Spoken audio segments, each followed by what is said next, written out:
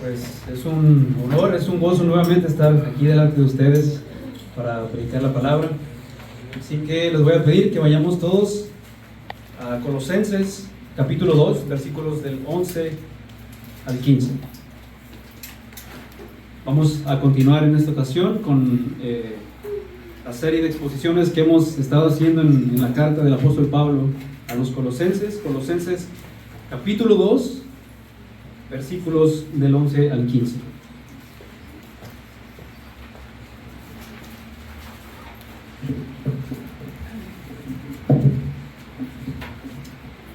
Y dice la palabra: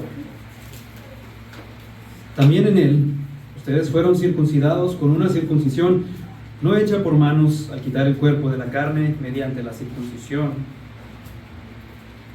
de Cristo, habiendo sido sepultados con él en el bautismo, en el cual también han resucitado con él por la fe en la acción del poder de Dios que lo resucitó de entre los muertos. Y cuando ustedes estaban muertos en delitos y pecados y en la incircuncisión de su carne, Dios les dio vida juntamente con Cristo, habiéndonos perdonado todos los delitos, habiendo cancelado el documento de deuda que consistía en decretos contra nosotros y que nos era adverso, y lo ha quitado de en medio, clavándolo en la cruz. Y habiendo despojado a los poderes y autoridades, hizo de ellos un espectáculo público, triunfando sobre ellos por medio de él. Amado Señor, estamos aquí delante de tu presencia. Por los méritos de Cristo es que hoy estamos aquí, nos presentamos delante de ti, Señor, para rogar de tu providencia, de tu favor con nosotros en este tiempo, para que tu palabra sea predicada con fidelidad. Y aún en mi debilidad, Señor, que tú te glorifiques, que podamos ver las glorias del Evangelio, podamos ver la gloria de Cristo, la plenitud de la obra de Cristo y lo que eso implica hoy en nuestras vidas. Señor, ayúdanos, queremos confiar en ti, que tu Espíritu Santo nos ayude, porque dependemos de él, Señor. A ti sea toda honra, sea toda gloria, en el nombre de Cristo. Amén. Y bueno, recordemos que en el contexto de esta carta, Pablo les escribe a los creyentes de la iglesia de Colosas, a causa de una profunda preocupación que tiene el apóstol Pablo, debido a que había falsas enseñanzas dentro de esta iglesia, había falsos maestros que estaban introduciendo herejías destructoras, y él quiere acabar con la propagación de estas herejías por medio de esta carta. Por un lado estaba la herejía del gnosticismo, que era una especie de filosofía griega y pagana que negaba la plena divinidad del Hijo, de Dios el Hijo. Por otro lado estaba la herejía legalista de los judaizantes, que consistía en obras, ritos y adiciones a la ley mosaica, a la obra de Cristo para alcanzar favor o para alcanzar salvación en Cristo. Ellos creían, por medio de estos aditamentos, podían alcanzar plena salvación. Pablo escribe esto con el fin de contrarrestar esos argumentos, con el fin de contrarrestar esas ideas.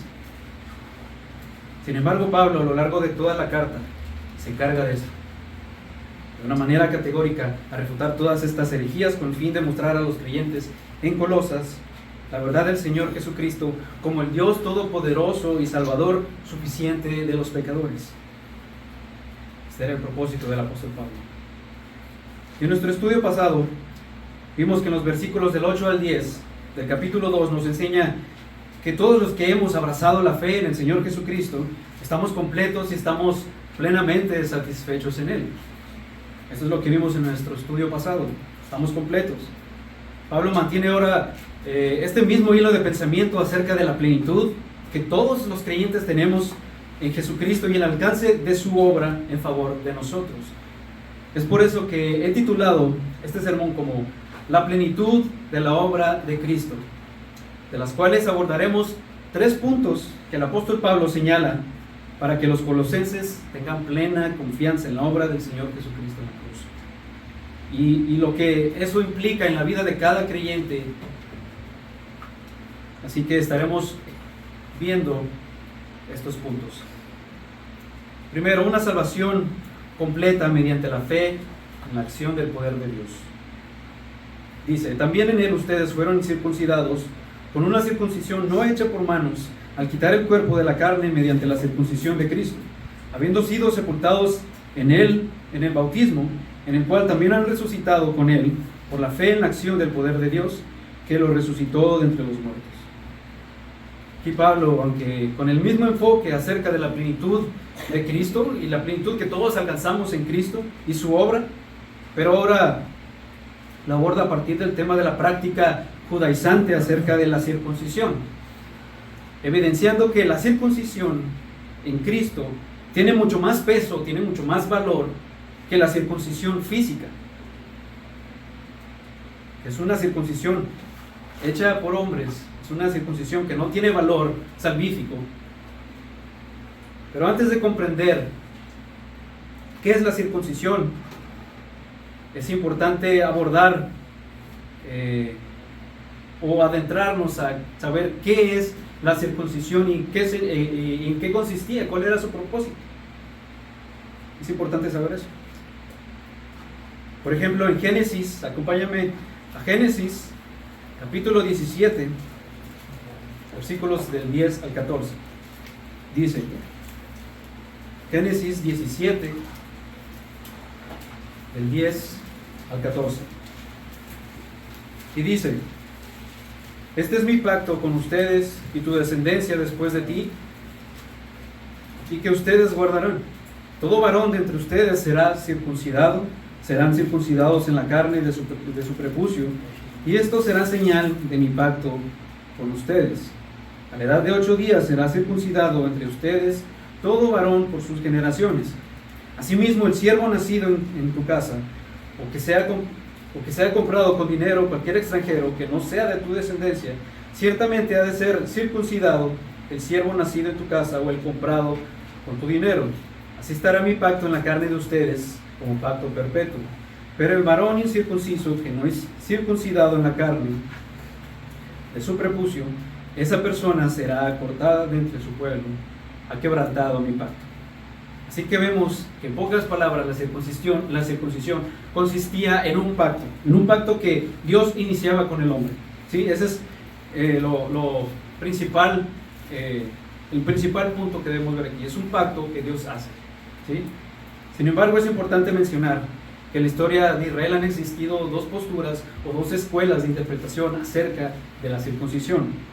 La primera sostenía que la circuncisión era suficiente para la salvación, ya que ésta garantizaba la filiación física de la nación hacia el pacto que Dios hizo. No obstante, esta posición está errada, puesto que no todos los que descienden de Israel son israelitas, según en las palabras del apóstol Pablo en Romanos 9, versículo 6, diciendo, pero no es que la palabra de Dios haya fallado, porque no todos los descendientes de Israel son Israel. Así que la filiación física en la comunidad del pacto no garantizaba la salvación, es decir, el acto físico de la circuncisión no garantizaba la salvación de los israelitas ni del judío. No tenía valor para producir un efecto salvador en la vida del hombre.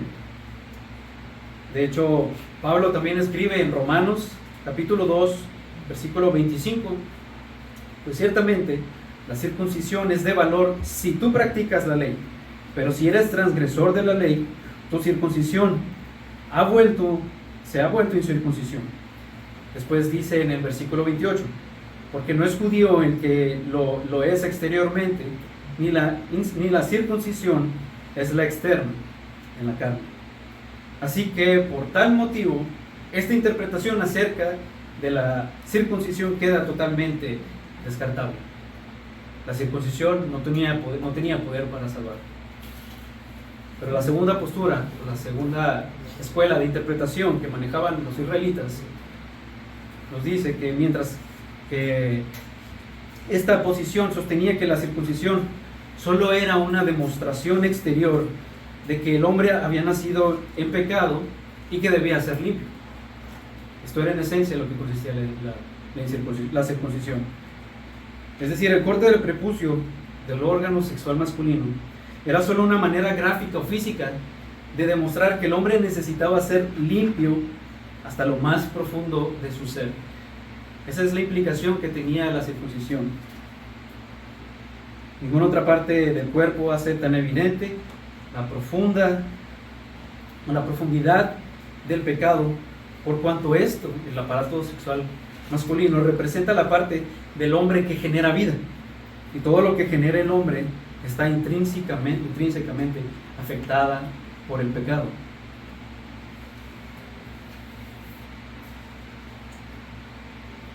Y esto, hermanos, es la posición bíblica. Desde el principio, la circuncisión fue utilizada solamente como un símbolo para ilustrar la desesperada necesidad del hombre por ser limpio. De hecho, nos dice en Deuteronomio capítulo 10, versículo 16, Moisés mandó al pueblo de Israel diciendo: circunciden pues su corazón, que no sean más tercos.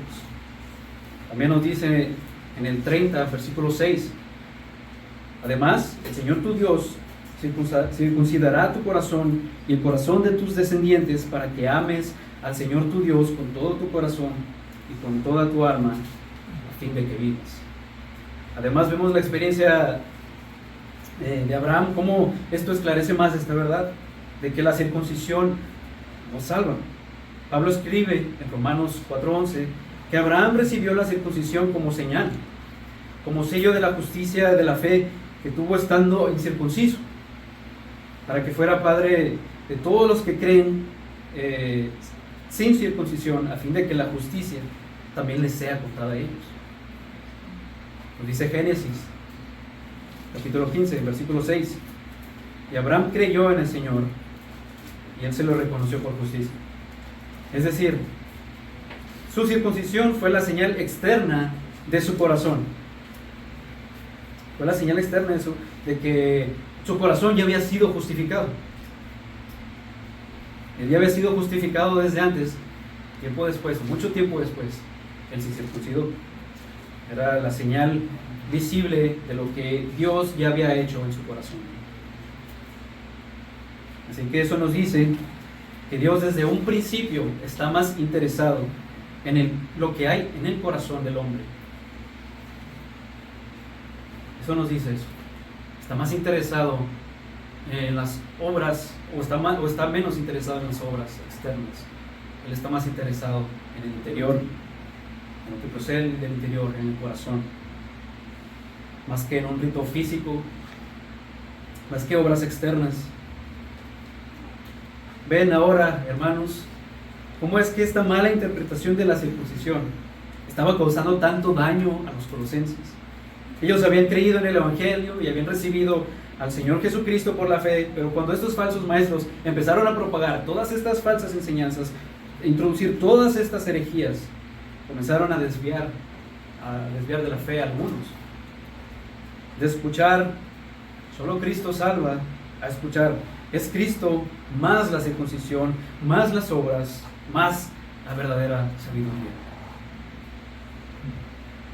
Y es que entre estas dos ideas hay una diferencia abismal. Decir esto último es desestimar la obra de Cristo. Es decir, es tomar en poco lo que el Señor Jesucristo ha hecho en la cruz. Tan solo no era más que legalismo puro. Era legalismo. Ahora vemos una mala interpretación de una práctica que en su tiempo fue lícita y fue usada por Dios, puede trastornar la fe de muchos. Torcer las Escrituras, como bien saben, era una práctica muy común de los fariseos. Se llevan más por las tradiciones de los hombres que por lo que en realidad decían las Escrituras. Y esto mismo estaba pasando en la iglesia de Colosas. Estos falsos maestros introduciendo todas estas herejías, todas estas falsas enseñanzas. Estaban haciendo lo mismo que los fariseos. Estaban anulando de alguna manera la obra de Cristo y lo que Dios estaba haciendo en la vida de cada creyente en Colosas. Pretendían ellos ganar el favor de Dios con sus obras, con ritos, con la ley. Pero para ellos es evidente que no era importante que los colosenses creyeran la verdad, porque no la conocían.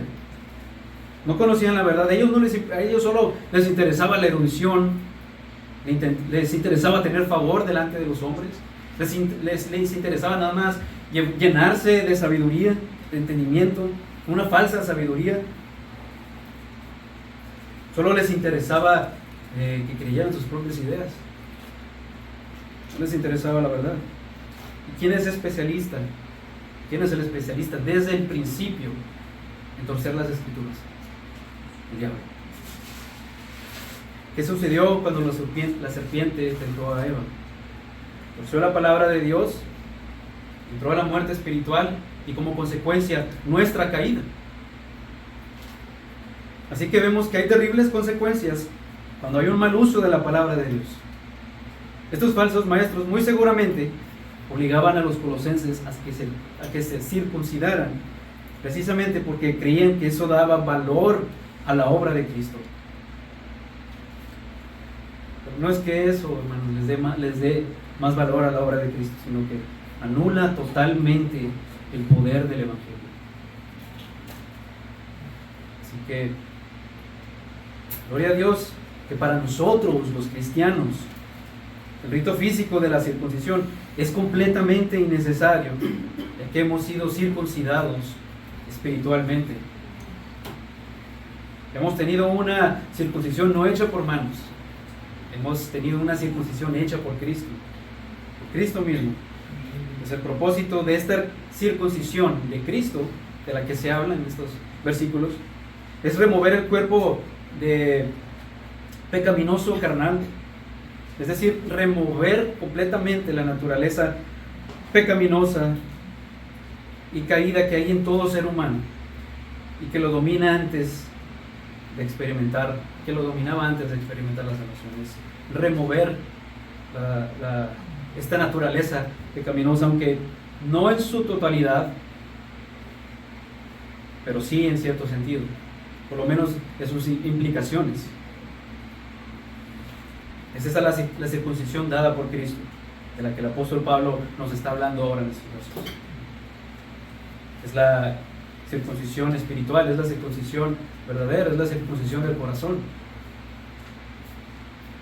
Como en el caso de todo verdadero creyente, nuestros corazones ya han sido circuncidados, ya han sido limpiados internamente. Y debido a esa circuncisión es que ahora ya podemos experimentar una completa salvación y plena salvación en Él. No hay nada que agregar a su obra. En Cristo tenemos una completa salvación. Su salvación es suficiente. Pablo está tratando ahora de traer de vuelta esta verdad de que ya han sido liberados de toda atadura del pecado que antes nos dominaba.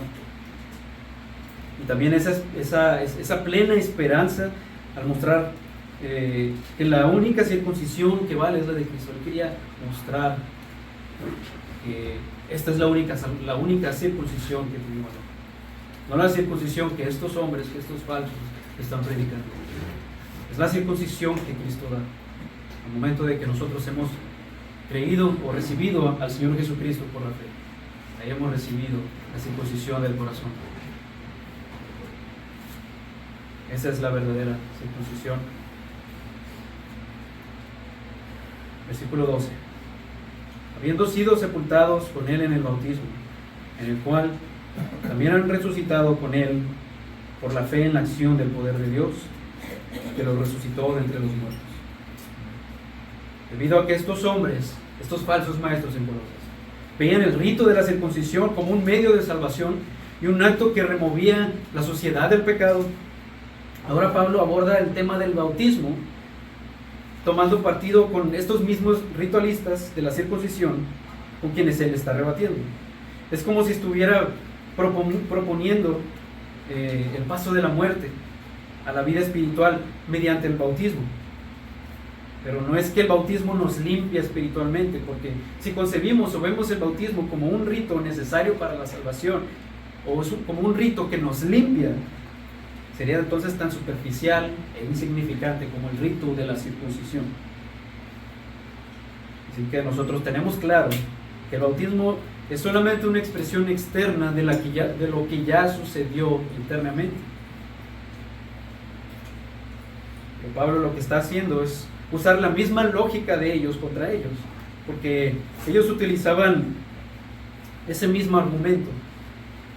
Así que Pablo decide usar ese mismo concepto del bautismo para enseñar una verdad profunda acerca de esto.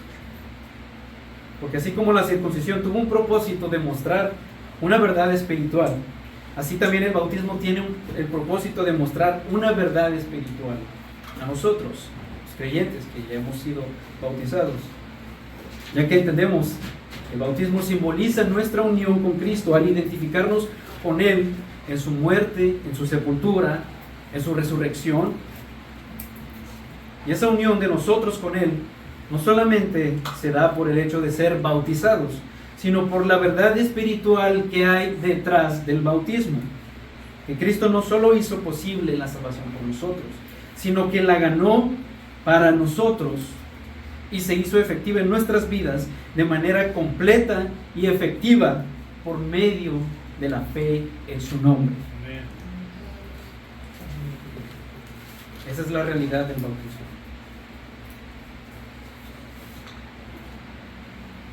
Así que esta salvación completa que Cristo efectuó por nosotros solo puede lograrse mediante la fe en el poder de Dios.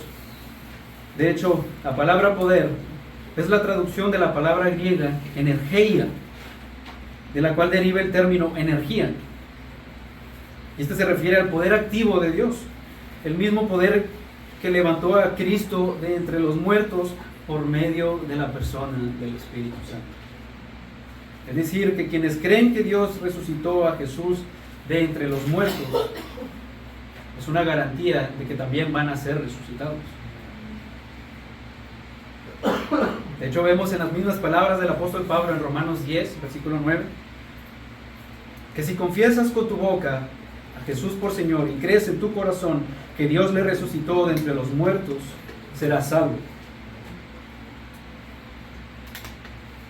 Es esta misma idea para reforzar este concepto o esta idea del apóstol Pablo. No es la fe en sí misma, sino en el objeto de la fe. Esa fe es la acción del poder de Dios. No es la fe en sí misma. La fe no salva. Lo que salva es el objeto de la fe, el objeto de nuestra fe, Cristo. Así que no es por obras humanas, no es por obras humanas que esta salvación fue completada por nosotros. No son por los ritos de la ley, sino que es por la fe en la acción de su poder, lo que nos da una completa salvación y certeza para el futuro, de que nuestros cuerpos un día serán resucitados juntamente con Cristo y de que estaremos en su presencia por toda la eternidad. Estos falsos maestros tienen algo de qué gloriarse. No, absolutamente no tienen nada de qué gloriarse. Los colosenses y nosotros, ¿tenemos algo de qué gloriarnos? Tampoco. Pero ahí nos podemos gloriar en alguien más. Si de algo he de gloriarnos, hemos de gloriarnos, es en la cruz de Cristo. Es en la cruz de Cristo. Escucha lo que dice el apóstol Pablo en Gálatas 6, del 11 al 16. Mirad con cuán grandes letras os escribo de mi propia mano. Todos los que quieren agradar en la carne, estos os obligan a que os circuncidéis, solamente para no padecer persecución a causa de la cruz de Cristo. Porque ni aun los mismos que se circuncidan guardan la ley, pero quieren que ustedes se circunciden para gloriarse en su carne. Pero lejos esté de mí gloriarme, sino en la cruz de nuestro Señor Jesucristo, por quien el mundo me es crucificado a mí y yo al mundo. Porque en Cristo Jesús ni la circuncisión vale nada, ni la incircuncisión, sino una nueva creación. Y a todos los que anden conforme a esta regla, paz y misericordia sea ellos, el Israel de Dios. Jesús es nuestra gloria, cruz es nuestra gloria, Él es el objeto de nuestra fe y de nuestra gloria. Ahora vayamos a nuestro siguiente punto, el titulado Vivificados y completamente perdonados. Y dice del 13 al 14: y cuando ustedes estaban muertos en sus delitos y en la incircuncisión de su carne, Dios les dio vida juntamente con Cristo, habiéndolos perdonado todos los delitos, habiendo cancelado el documento de deuda que consistía en decretos contra nosotros y que nos era adverso, y lo ha quitado de en medio, clavándolo en la cruz. Pablo está abordando la misma verdad de los versículos del 11 al 12, pero desde una óptica distinta, ya que allí enmarcó la completa salvación que tenemos en Cristo, que no requiere de ritos religiosos, que no requiere de obras. Ahora Pablo está haciendo un hincapié en el perdón completo que tenemos en Cristo, aun cuando estábamos muertos espiritualmente. Pablo les recuerda a los colosenses: estaban muertos en delitos y pecados, para hacerles ver el lugar de donde Dios les había sacado. Es importante entender que espiritualmente muerto significa estar desprovisto de todo sentido, ser incapaz de responder a los estímulos santos, espirituales, de la misma manera que la muerte física supone la incapacidad de responder a estímulos físicos. De esa misma manera es como el apóstol Pablo está tratando de hacernos entender la muerte espiritual, haciendo una analogía con la muerte física. Estar muerto en el espíritu es estar tan bloqueado por el dominio del pecado que es imposible responder a Dios. Pero ¿cómo se ve la muerte espiritual? A veces pensamos que simplemente se ve como el asesino, como la prostituta, como el mentiroso. Pero tan solo mira a tu alrededor, mira al mundo en el que vivimos. Ve a tu vecino, ve a tus compañeros de trabajo, ve a tus compañeros en la escuela, que no tienen ninguna estima por la palabra, por más que ellas digan ser buenas personas. Ve cómo tratan la palabra. Ve cómo deciden ignorar y hasta burlarse de la Biblia, de lo que dice la Biblia. Es anticuado, es retrógrada, dicen ellos. Ve cómo prefieren andar en sus propios caminos antes que andar en los caminos de Dios. Ve cómo aman su pecado antes que Dios. Ve cómo aman su autosuficiencia. Ve cómo aman sus obras. Así es como se ve la muerte espiritual. Es así como se ve, así de simple. De los cuales nosotros también en un tiempo éramos iguales. Así que no hay lugar tampoco para la jactancia. Nosotros también éramos iguales. Y esa es la realidad que el apóstol Pablo le quiere hacer ver a los colosenses. Quiere que ellos tengan esa verdad presente en sus corazones. Después, Pablo describe a los colosenses que en su estado anterior como muertos en sus delitos, pero también como muertos en la incircuncisión de la carne. Esta frase hace referencia a los gentiles, es decir, a personas no judías, cuya condición de incircuncisión era una prueba legible de que ellos estaban excluidos del pacto. De hecho, Pablo escribe acerca de ellos en Efesios 2, el versículo del 11 al 12, si quieres acompañarme. Efesios 2, versículos del 11 al 12.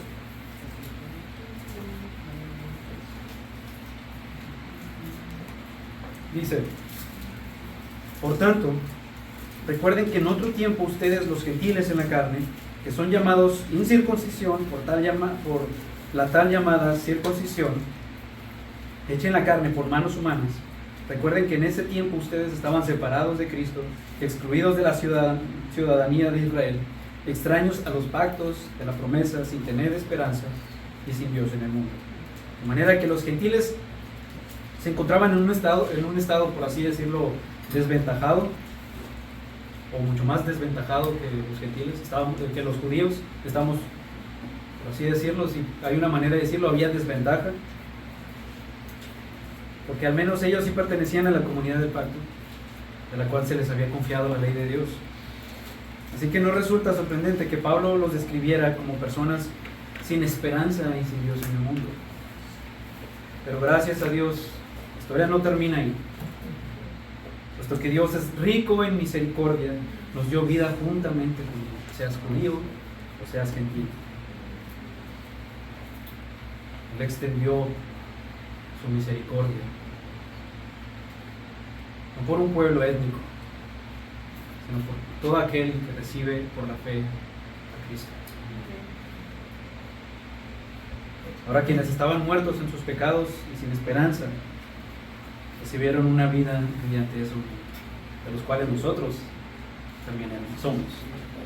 Estábamos muertos en delitos y pecados, pero nos vivificó con su poder.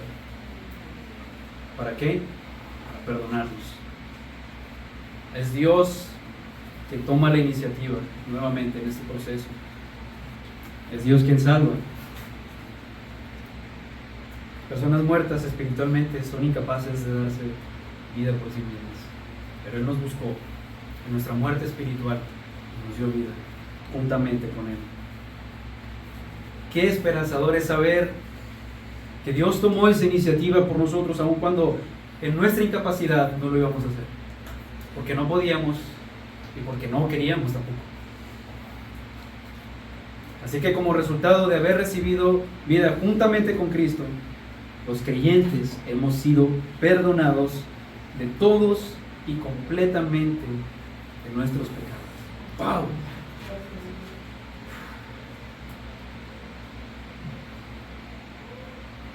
Dios perdonó todos mis pecados, todos tus pecados. No solamente Dios tomó la iniciativa para darte vida en la circuncisión dada por Cristo, sino que perdonó todos y cada uno de mis pecados. Los cubrió.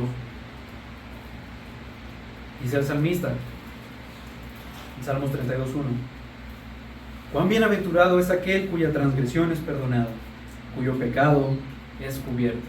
Gloria a Dios, mis pecados han sido perdonados. Ya no hay quien me inculpe de pecado. Ya no hay quien me separe del amor de Dios. Y es que, hermanos, el perdón de Dios es quizá una de las doctrinas más emocionantes y más reconfortantes en toda la Biblia, ya que es la noticia de que todo pecador necesita, una vez que percibe su culpabilidad delante de Dios. De hecho, no es que solamente sea una noticia alentadora para un recién convertido, sino también para nosotros. Y ya tenemos tiempo en el Evangelio. Tenemos esa certeza, esa seguridad de que Dios ha perdonado cada uno de mis pecados en Cristo. Porque aunque un día estábamos muertos en nuestros delitos y pecados, recibimos su perdón para ser justificados. Eso no significa que ya no vamos a luchar con pecado, ya no hay batalla, que ya no hay que batallar con el pecado, que voy a estar pasivo en mi vida espiritual. No significa eso. Vamos a seguir luchando, pero saber que Dios perdonó mis pecados será alentador en mi vida, a llevar a seguir luchando contra el pecado. Porque qué esperanza tendríamos si tuviéramos un Dios que no perdona completamente, un Dios que perdonara solo parcialmente. ¿Qué esperanza habría para nosotros si a cada momento estoy perdiendo mi salvación? Todo el tiempo pecamos, para desgracia de nosotros, pero no por eso vamos a rendirnos o vamos a tirar la toalla. Dios nos perdona perfectamente y completamente. Esa es la verdad más importante de toda la Biblia. Dios perdona los pecados de quienes vienen a Él en arrepentimiento y fe para hacerlos partícipes de su reino. Por el hecho de que en ese perdón que Dios nos otorgó se expresan la plenitud de su justicia perfecta, su misericordia, su gracia, su santidad, su bondad, su gloria, y todo esto en perfecta armonía. Pero no es No es simplemente por el hecho de que somos perdonados lo que lo hace importante en sí, sino todo lo que manifiesta y todo lo que el perdón que Dios nos dio manifiesta y expresa Dios. Ese es el sentido, ese es lo que tiene valor. Expresa la gloria de Dios, expresa los atributos de Dios. Dice el salmista, Salmo 130, 4:3: Señor, si tú tuvieras en cuenta las iniquidades, ¿quién, oh Señor, podría permanecer? Pero en ti hay perdón para que seas temido. También exclama el profeta Miqueas: ¿qué Dios hay como tú, que perdona la iniquidad y pasa por alto la rebeldía del remanente de su heredad? No persistirá en su ira para siempre, porque se complace en la misericordia. De hecho, en las mismas palabras del Señor Jesucristo en Mateo 26, 28: porque esta es mi sangre del nuevo pacto, que es derramada por muchos para el perdón de los pecados. Así que, hermanos, el perdón de Dios no es un tema menor en la Biblia. De verdad, somos completamente perdonados con un perdón completo y perfecto. Verdaderamente podemos tener paz y descanso en los momentos de turbación, en los momentos de desánimo por nuestro pecado, porque Dios nos ha perdonado en Cristo con un perdón completo y perfecto. Él ha perdonado nuestros pecados pasados, presentes, futuros, porque en Cristo han sido pagados. Y eso, hermanos, son las implicaciones de un perdón completo y perfecto. Esa es la implicación. Después el versículo 14 dice, Pablo está ilustrando el perdón de Dios cuando Él nos perdona, lo hace. Dice: cancelando el documento de la deuda que consistía en decretos contra nosotros y que era adverso, y lo ha quitado de en medio, clavándolo en la cruz. Aquí la palabra decretos puede traducirse como cheirógrafos o cheirógrafos, la palabra del griego, cuyo significado literal es manuscrito o autógrafo. Esto se utilizaba en aquellos tiempos para referirse a un certificado escrito a mano cuyo fin era reconocer la obligación de una deuda. Sí, eso es lo que nos quiere decir. Y Pablo describe este certificado como decretos que estaban en nuestra contra. Ahora, decretos es la palabra griega dogmasi, de donde proviene la palabra dogma, que se refiere a mandamientos y ordenanzas. Y más particularmente en este contexto de la carta, hace referencia a la ley de Dios. De hecho, Pablo dice en Efesios 2, versículo 15, poniendo fin a la enemistad en su carne, la ley de los mandamientos expresados en ordenanzas, para crear en él mismo de los dos un nuevo hombre, estableciendo así la paz. Es como decir que todos nosotros estábamos bajo una demanda legal por haber violado la ley, una demanda que Dios tenía contra nosotros por no cumplir la ley. ¿Quién está libre entonces de las demandas de esa ley? Absolutamente nadie. Esta era una deuda que tenía que ser pagada sí o sí. No había escapatoria para nosotros. Dice Gálatas, capítulo 3, versículo 10. Porque todos los que son de las obras de la ley están bajo maldición, pues escrito está: maldito todo aquel que no permanece en todas las cosas escritas en el libro de la ley para hacerlo. Todos estamos bajo esa ley. Los decretos de Dios estaban sobre nosotros porque hemos violado esa ley. Después en el mismo versículo 14 dice: y lo ha quitado de en medio. Significa literalmente quitar, frotando. Es como si Dios estuviera frotando ese decreto para borrarlo. Por ejemplo, en los documentos antiguos se escribían con frecuencia en papiro, un material parecido al papel. Y este material estaba hecho a partir de un animal, de la piel de un animal.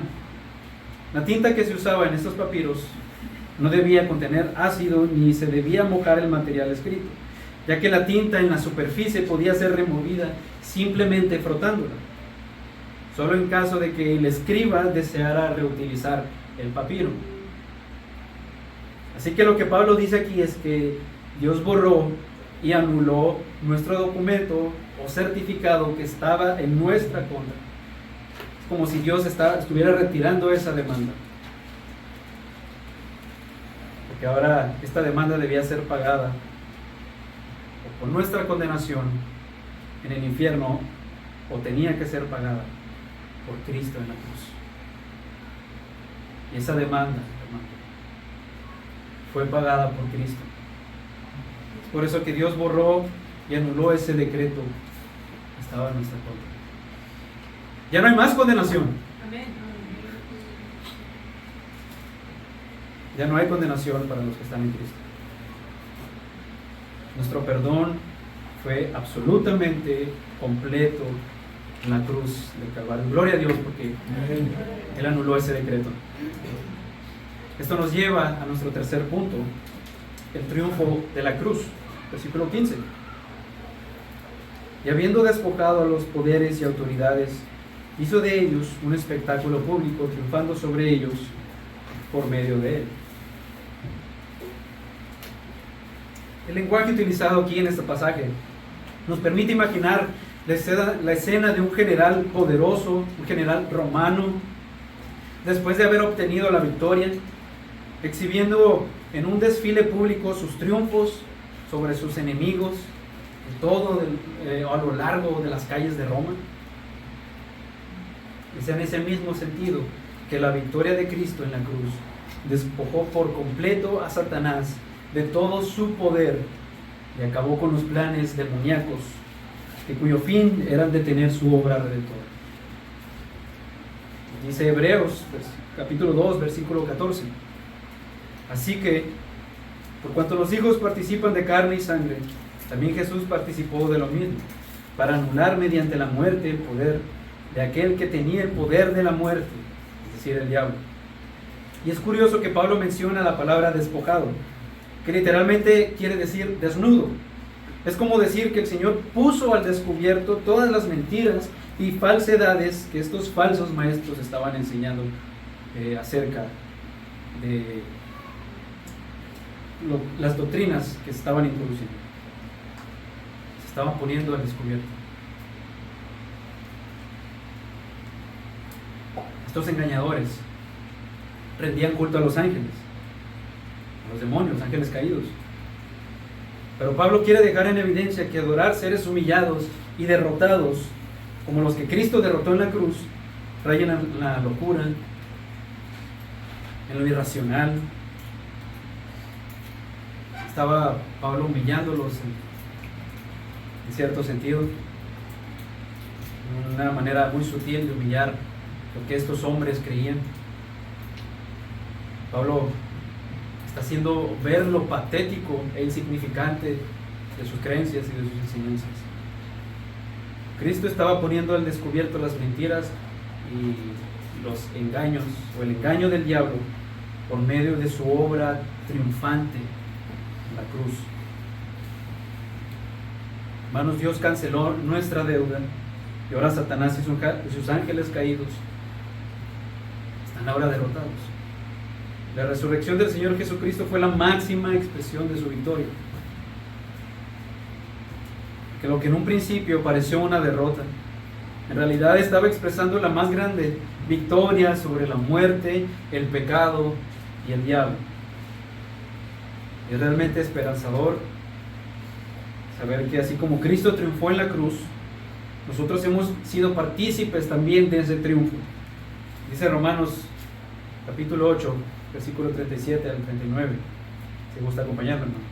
Romanos capítulo 8, versículos 37 al 39.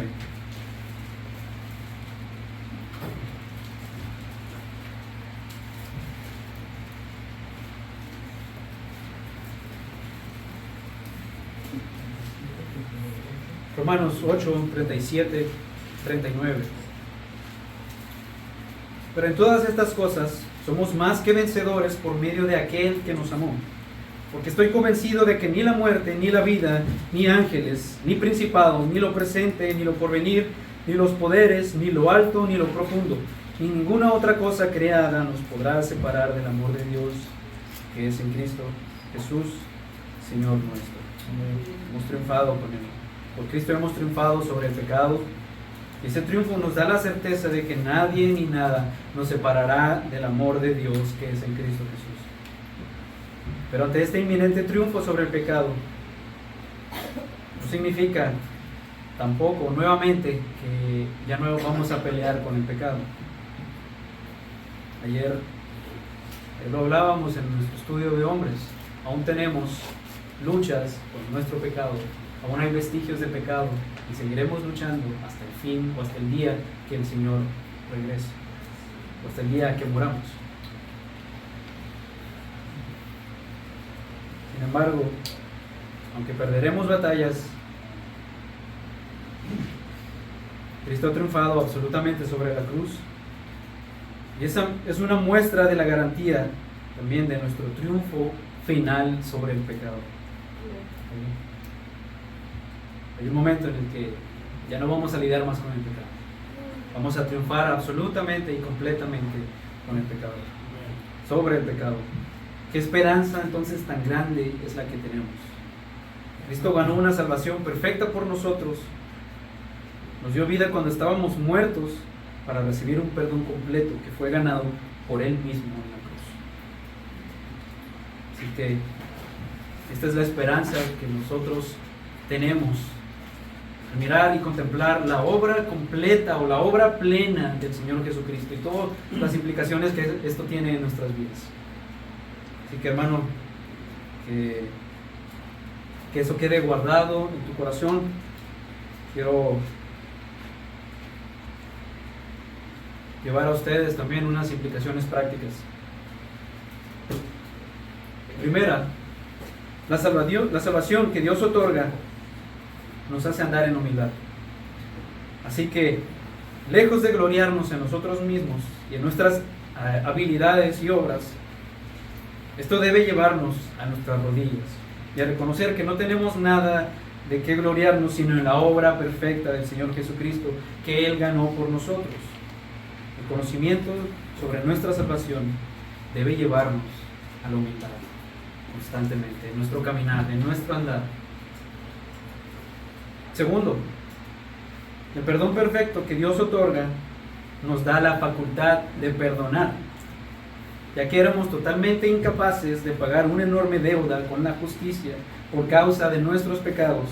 Así que Dios decidió hacerlo anulando todo documento y certificado que estaba en nuestra contra. Esto solamente hace ver lo insignificante de las deudas que otras personas tienen con nosotros. Hemos sido perdonados de una manera perfecta, completa. Entonces, ¿cómo nosotros no vamos a perdonar a otros? ¿Cómo no voy a perdonar a mi hermano? ¿Cómo no voy a perdonar a mi esposa? ¿Cómo no voy a perdonar a mi papá? ¿Cómo no voy a perdonar a mi mamá? Esto nos mueve al perdón. Tercera aplicación. El triunfo de Cristo en la cruz nos da esperanza para el mañana. Por lo tanto, no hay motivo para vivir una vida mediocre y en derrota continua. No hay manera de vivir esa vida. Porque Cristo ha triunfado en la cruz. Él nos dio la facultad para pelear contra el pecado diariamente y vivir una vida santa, triunfante, abundante y gozosa en el Evangelio. Así que quiero hacer un llamado también a aquellos que están sin Cristo en esta mañana. Ven a Él. Ven a Cristo si estás sin Cristo. Vimos que no hay esperanza para el no creyente. No hay esperanza fuera de Cristo. Hoy puede ser el día de tu salvación. Si vienes a Él en arrepentimiento y fe, si abandonas tu pecado, ven a Él. ¿Qué mejor cosa hay que Él te ofrece vida eterna, vida abundante en Él? Ven a Cristo. No tardes, porque no sabes el día de tu muerte. Si tú mueres en tus pecados, tú irás al infierno. Tú irás al infierno. No queremos que tú vayas al infierno. Queremos que seas parte también del pueblo de Dios. Arrepiéntete. Cree de la gloria de Dios por medio de Cristo. Que Dios bendiga su palabra. Vamos a orar. Amado Dios, gracias por tu palabra, por recordarnos estas hermosas verdades, alentadoras verdades que nos capacitan y nos ayudan en nuestro andar contigo. Que hay situaciones en la vida que nos hacen andar cabizbajos, sin esperanza, aun cuando tenemos la esperanza más grande, o hemos recibido la esperanza más grande. Danos gracia y ayúdanos para seguir caminando por la fe, para seguir abrazando tu verdad de que tú nos has perdonado con un perdón perfecto y que tú nos has dado vida, una vida genuina, una vida real. Nos has dado esperanza para el futuro por medio del triunfo de tu Hijo en la cruz. Ayúdanos, Señor, a tener en mente estas verdades y a guardarlas en nuestros corazones. Glorifícate en nuestras vidas y ayúdanos, Señor. Te necesitamos. Nada tenemos fuera de ti. Sea tu nombre glorificado en todo tiempo, Señor. Amén.